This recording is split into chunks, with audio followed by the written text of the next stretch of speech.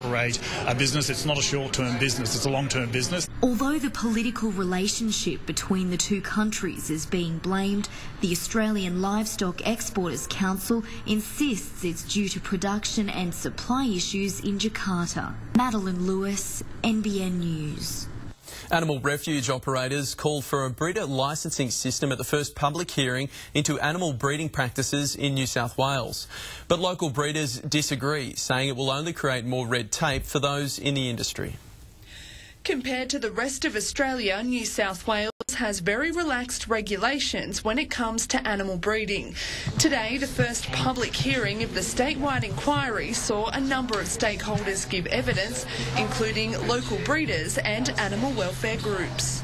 The main issues that we're focusing on is the current regulation or monitoring program that operates for puppy factories, which is almost non-existent. Pat Carmody and Jeff Johnson rehome around 500 dogs every year through the Gwyder Park Animal Refuge.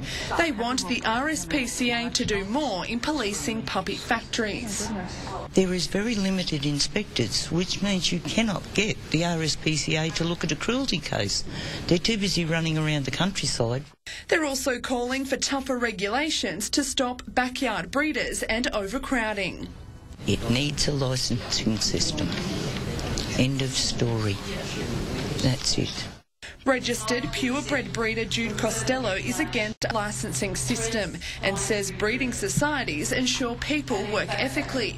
She's also against putting limits on the number of animals breeders can have. If it is absolutely necessary to restrict the numbers of puppies produced, it would be far more sensible to restrict the numbers of litters per year.